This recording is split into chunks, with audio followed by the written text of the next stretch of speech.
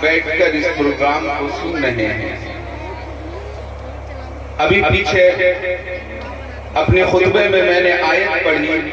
جس کا تعلق درود رسول صلی اللہ تعالی علیہ وسلم سے تھا، لیکن میں نے دیکھا کہ صرف مولانا محفوظ عالم صاحب یا اسٹیج پر بیٹھے ہوئے علماء کرام انہوں نے پیغمبر اعظم صلی اللہ علیہ وسلم کی بارگاہ میں درود و سلام کا نذرانہ پیش کیا۔ یا تو آیت سے آپ لوگوں کو سمجھ میں نہیں آیا تھا، مجھے یہ کہنا چاہیے تھا کہ پیغمبر اعظم صلی اللہ علیہ وسلم کی بارگاہ میں آپ لوگ درود و سلام کا نذرانہ پیش کریں۔ ہو سکتا ہے کہ جب میں یہ جملہ بولتا تو کثرت سے آپ لوگ پڑھتے، لیکن ایک چیز ذہن میں رکھیے گا، صرف اور صرف درود رسول صلی اللہ تعالی علیہ وسلم ایک ایسا ذکر ہے، ایک ایسی عبادت ہے جس کو اللہ رب العزت کبھی ضائع نہیں کرتا۔ آپ نماز پڑھتے ہیں، ہو سکتا ہے یقبل ولم یقبل، کہ اللہ اس کو قبول کرے یا نہ کرے۔ آپ روزے رکھتے ہیں، آپ کو یقین کامل نہیں ہے، صرف یہ ہے کہ میرا پروردگار اس کو قبول کر لے گا، اتنا یقین ہے۔ قبول ہوا یا نہیں ہوا؟ انکم لا تعلمون واننی لا اعلم، میں بھی نہیں جانتا، آپ بھی نہیں جانتے کہ وہ قبول ہوا یا نہیں ہوا، لیکن درود رسول صلی اللہ علیہ وسلم ایک ایسا عمل ہے۔ آپ محفل میں درود پڑھیں، گھر پر درود پڑھیں، جہاں بھی رہیں، ہمارے نبی صلی اللہ علیہ وسلم پر درود پڑھتے رہیے۔ اللہ کے نزدیک سب سے پسندیدہ ذکر رسول صلی اللہ علیہ وسلم ہے۔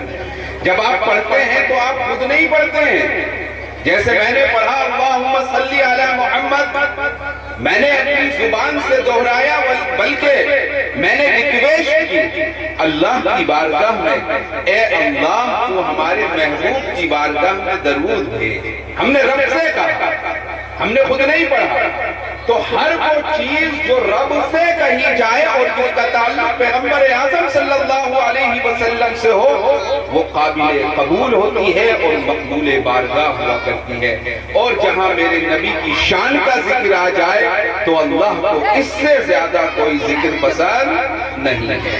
یہ درود کے تعلق سے ایک بات تھی جو میں نے بتا دی۔ آج کا جو جلسہ ہے اور مجھ کو جو فون کیا گیا کہ آپ کو فلاں ٹاپک پہ کلام کرنا ہے، تو جلسے کا جو ٹائٹل ہے اس کا نام ہے عظمت قرآن۔ ٹائٹل کیا ہے؟ عظمت قرآن، یعنی قرآن کی عظمت کیا ہے، یہ ٹائٹل ہے۔ مجھے اسی پر جتنی دیر گفتگو کروں گا میں اپنے موضوع سے انشاءاللہ نہیں ہٹوں گا اور میں عظمت قرآن پر کلام کروں گا۔ اب میں اپنی بات کو شروع کر رہا ہوں، آپ لوگ بغور سماعت فرمائیں۔ کچھ لمحات ایسے آئیں گے کہ بات ایک دم سمجھ میں نہیں آئے گی، لیکن پوری سننے کے بعد سمجھ میں آ جائے گی۔ لیکن آپ صرف خلوص نیت باللہیت وللہ وللرسول کے لیے اگر بیٹھے ہیں تو بات ضرور سمجھ میں آئے گی، کیونکہ عظمت قرآن ہے، قرآن کی عظمت پر کلام ہوگا۔ اب میں اپنی گفتگو کو ان چند اشعار سے شروع کرتا ہوں۔ ڈاکٹر اقبال صاحب کے اشعار ہیں، مسلمان کے لہو میں ہے سلیقہ دل نوازی کا، مربت حسن عالمگیر ہے مردان غازی کا، شکایت ہے مجھے یا رب خدا بندان مکتب سے، سبق شاہی بچوں کو دے رہے ہیں خاک بازی کا، بڑی مدت کے نخچیروں نے انداز نگاہ بدلا کہ میں نے فاش کر ڈالا طریقہ شاہ بازی کا، کہ میں نے فاش کر ڈالا طریقہ شاہ بازی کا۔ اور کہاں سے تو نے اے اقبال سیکھی ہے یہ درویشی کہ چرچا بادشاہوں میں ہے تیری بے نیازی کا۔ اللہ رب العزت نے قرآن مقدس میں ارشاد فرمایا، ذالک الکتاب لا ریب فیہ، یہ وہ کتاب ہے، یعنی کون سی؟ قرآن مقدس، جس میں کوئی شک نہیں۔ یہ ایک ایسی کتاب ہے جس میں شک و شبہ نہیں۔ اگر کوئی آدمی قرآن مقدس میں شبہ پیدا کر لے، اگر کوئی یہ شک پیدا ہو جائے کہ یہ اللہ کا کلام ہے بھی یا نہیں، قد خرج من الاسلام وقد دخل الى الكفر، تو وہ آدمی اسلام سے نکل کر کفر کے میدان میں داخل ہو جاتا ہے، آدمی کافر ہو جایا کرتا ہے۔ تو یہ اتنی عظیم کتاب ہے جس کے شروع میں اللہ نے ارشاد فرما دیا، اے لوگو جو تم اس کو پڑھنا جا رہے ہو یا قرآن مقدس کو پڑھنا چاہتے ہو، وَأَنْتُمْ تَسْمَعُونَ كَلَامِي، میری بات غور سے سن لو، ذَلِكَ الْكِتَابُ لَا رَيْبَ فِيهِ، یہ وہ کتاب ہے جس میں کوئی شک نہیں ہے، یہ وہ کتاب ہے جس میں کوئی شک و شبہ نہیں ہے۔ اب جب ہم قرآن کی عظمت پر بات کریں گے، قرآن ایک ایسی کتاب ہے، اس کے مثل اللہ نے کوئی کتاب دنیا میں نازل نہیں فرمائی۔ آسمانی اور بھی کتابیں ہیں، قد انزل اللہ سبحانہ وتعالی الانجیل والزبور والتوراۃ، اللہ نے انجیل بھی نازل فرمائی، زبور بھی نازل فرمائی، تورات بھی نازل فرمائی، لیکن المکان الذی اللہ اعطى للقرآن وَلَمْ يُعْطِي غَيْرِ الْكِتَابِ، لیکن جو مقام اللہ نے قرآن کو دیا ہے وہ کسی دوسری کتاب کو نہیں دیا۔ وہ مقام اللہ نے کسی دوسری کتاب کو عنایت نہیں فرمایا۔ آخر قرآن کی وہ کون سی عظمت ہے، قرآن کا وہ کون سا مقام ہے، قرآن کا وہ کون سا بلند اور اعلیٰ و ارفع مکان ہے کہ اللہ نے اور لوگوں کو نہیں دیا یا اور کتابوں کو عنایت نہیں فرمایا۔ سب سے پہلی چیز، قرآن مقدس ایک ایسی کتاب ہے جو سب سے عظیم پیغمبر محمد صلی اللہ علیہ وسلم پر اللہ نے نازل فرمائی۔ قرآن کو اللہ نے حضرت موسیٰ پہ نازل نہیں فرمایا، قرآن کو حضرت عیسیٰ پر نازل نہیں فرمایا، بلکہ اپنے محبوب صلی اللہ علیہ وسلم پر نازل فرمایا۔ اور دوسری چیز اور غور سے سنیے کہ جو آدمی کے میموری ہوتی ہے، جو چیزیں آدمی کے اندر رہ جاتی ہیں، اس کا تعلق ذہن سے ہوتا ہے، دماغ سے ہوتا ہے، لیکن قرآن ایک ایسی کتاب ہے جس کو اللہ نے دماغ میں نہیں اتارا، بلکہ قرآن کو اللہ نے قلب مصطفیٰ صلی اللہ علیہ وسلم میں اتارا ہے، کیونکہ دماغ میں دنیا کی ہر چیز داخل ہو جائے گی۔ آپ کے دماغ میں تورات، انجیل، زبور اور تمام صحف جو دوسرے نبیوں پہ آئے ہیں وہ ذہن میں جا سکتے ہیں، لیکن دل کے لیے سب سے معظم جگہ جو ہے وہ قرآن مقدس کو رکھنے کے لیے اللہ نے جو متعین فرمائی وہ اپنے محبوب صلی اللہ علیہ وسلم کا دل عطا فرمایا۔ بے شک بے شک، نبی سب سے اعلیٰ،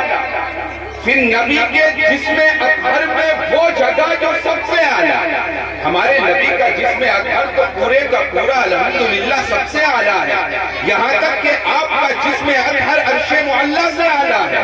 لیکن اللہ نے پھر بھی وہ جگہ رکھی جہاں پر قرآن مقدس کو رکھنا ہے، اپنے محبوب صلی اللہ علیہ وسلم کے قلب مبارک کو بنایا، اس میں نازل ہوا، اور اس کے صدقے سے اللہ رب العزت نے اس قرآن مقدس کو پیغمبر اعظم صلی اللہ علیہ وسلم کے صدقے میں ہمارے اور آپ کے دلوں میں اتارا،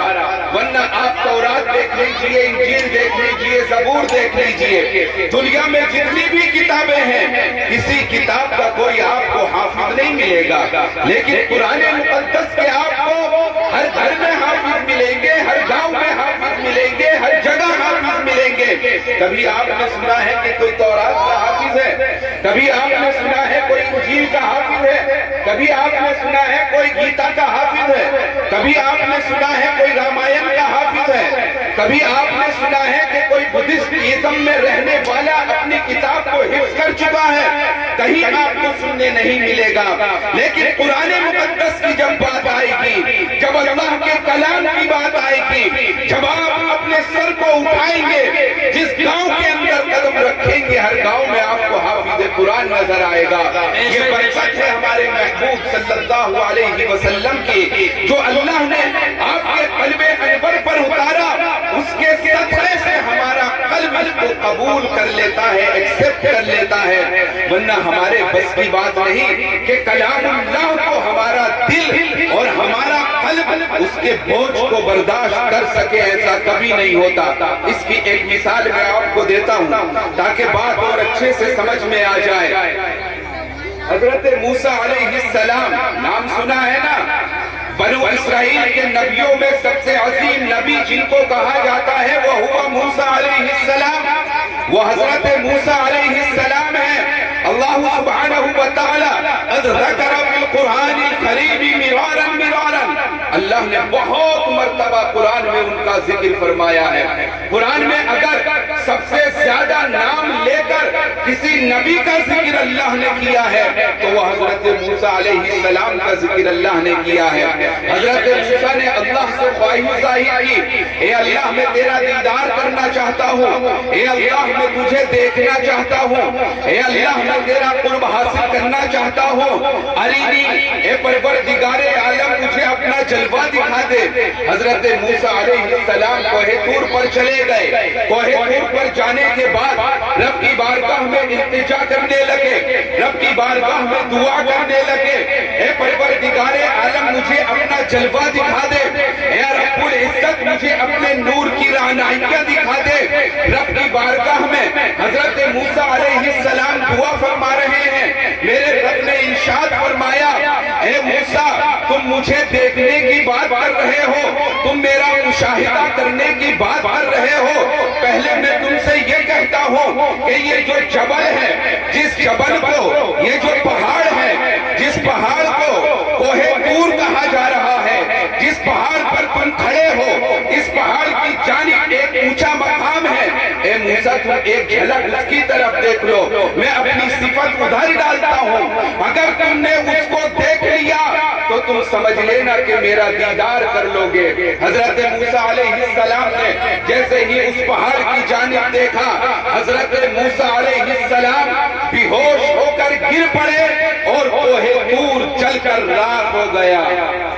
بے شک بے شک۔ اب کوہ طور جل کر راکھ ہو گیا، اس کی مثال میں اس لیے دے رہا ہوں کیونکہ کوہ طور کو بھی آئی نہیں، میں نے اپنی آنکھوں سے الحمدللہ دیکھا ہے۔ سبحان اللہ۔ کیونکہ جب میں جامعۃ الازہر مصر میں تعلیم حاصل کیا کرتا تھا تو کبھی کبھی جانا ہوتا تھا کوہ طور کی طرف، تو کوہ طور کیا ہو گیا؟ جل گیا۔ آج بھی وہ اپنے آپ میں موجود نہیں ہے، تو پتہ کیا چلا کہ اللہ کی ایک صفت، اللہ کا ایک جلوہ جب ایک پہاڑ برداشت نہیں کر سکتا،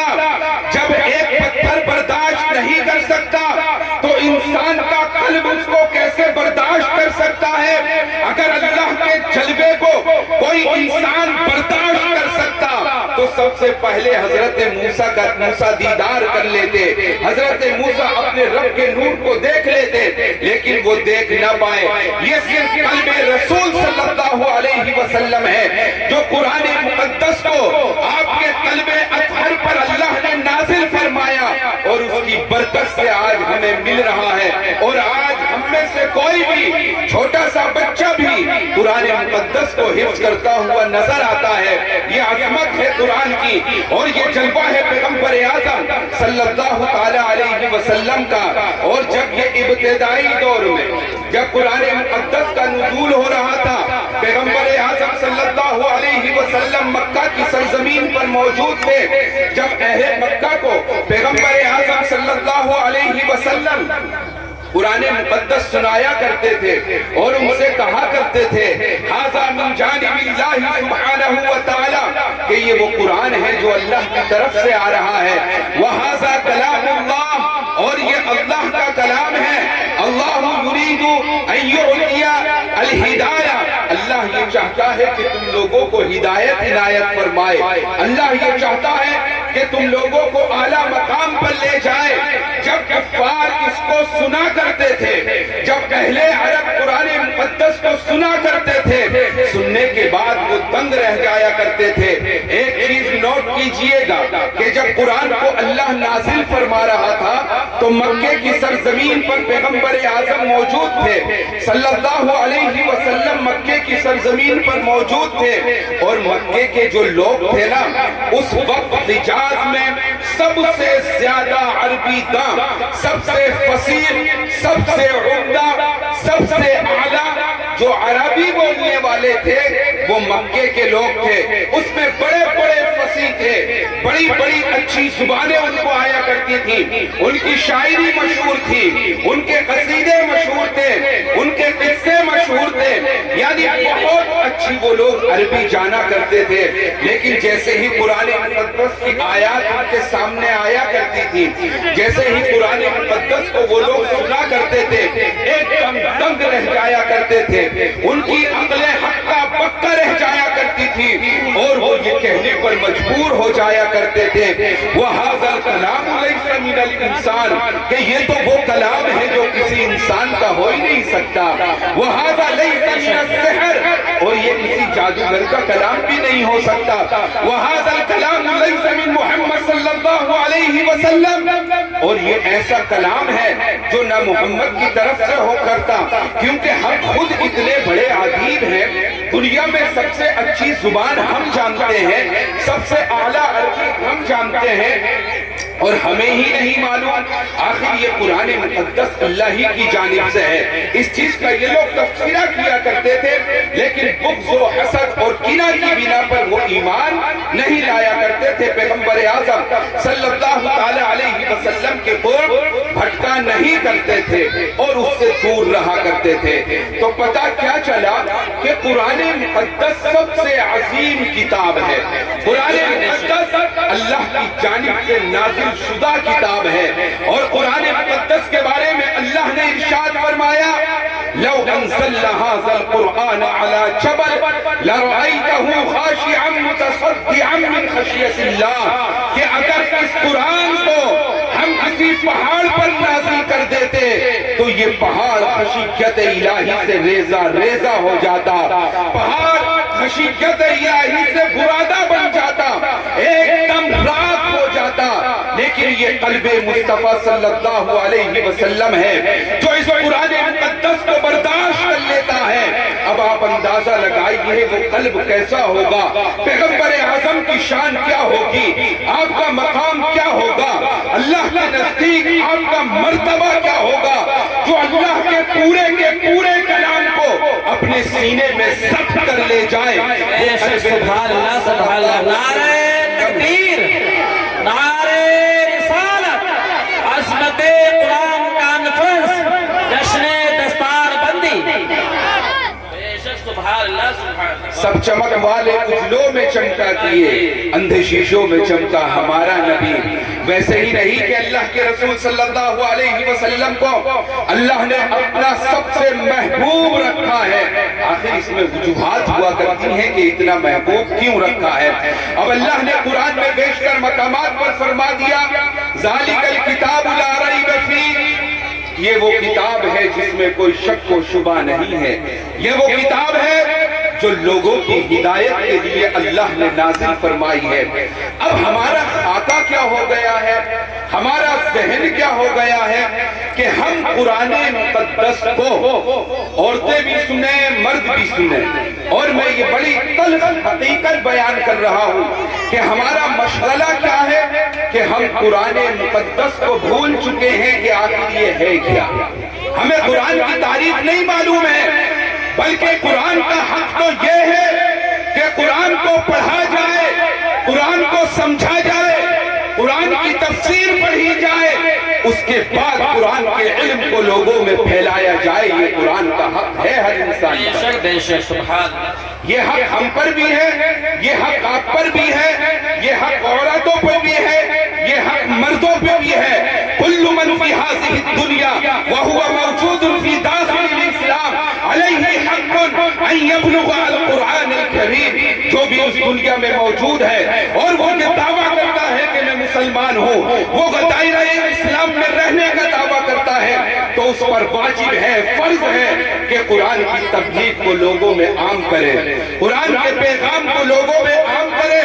قرآن کوئی ایسی چیز نہیں ہے جس کو ہم نے بھلا رکھا ہے، بلکہ قرآن کی اگر آپ فضیلت دیکھیں گے تو پیغمبر اعظم صلی اللہ علیہ وسلم نے ارشاد فرمایا کہ دنیا میں واحد ایک ایسی کتاب ہے جسے ہم کلام اللہ کہتے ہیں، جس کے ایک حرف کو پڑھنے پر تمہیں 10 نیکیاں ملتی ہیں۔ پھر آپ نے ارشاد فرمایا میں یہ نہیں کہتا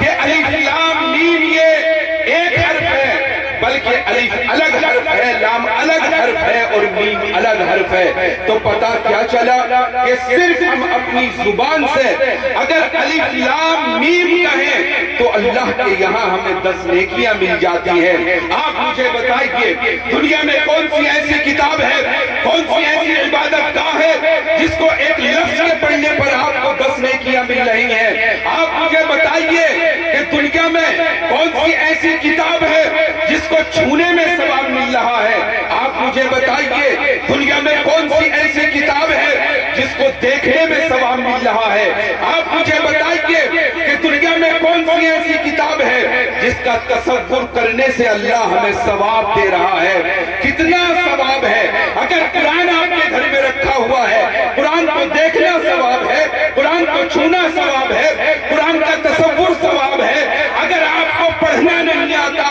تو قرآن پر انگلی پھیرنا بھی ثواب ہے۔ یعنی قرآن ایک اتنی عظیم کتاب، اتنی مرتب کتاب، اتنی عمدہ کتاب جو اللہ نے رہنمائی ہدایت کے لیے بھیجی ہے، جو ہماری اور آپ کی ہدایت کے لیے اللہ نے بھیجی ہے۔ اس کتاب کو ہم بھلائے بیٹھے ہیں، اس کتاب سے ہم برا علی البرا جا چکے ہیں، اس کتاب سے ہم بہت دور جا چکے ہیں۔ پیغمبر اعظم صلی اللہ علیہ وسلم کی حدیث مبارکہ ہے کہ ایک ایسا انسان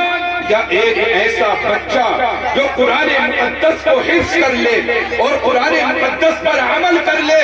بروز محشر صرف اس کے ہی نہیں بلکہ اس کے والدین کے سروں پر ایک ایسا تاج رکھا جائے گا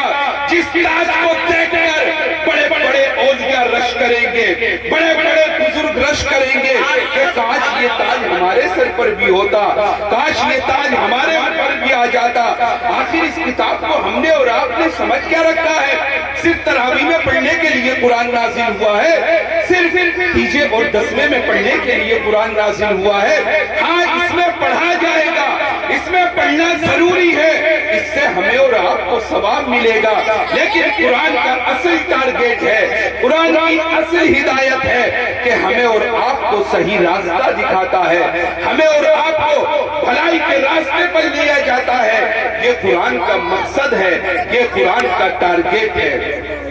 سمجھ میں آ رہی ہے یہ بات؟ سبحان اللہ۔ یہ مقصد قرآن ہے۔ اب آپ تصور کیجئے کہ ایک ایسا انسان جس نے قرآن کو حفظ کر لیا، یا ایک ایسا انسان جس نے قرآن کو حفظ نہیں کیا لیکن وہ پورے قرآن کو سمجھتا ہے،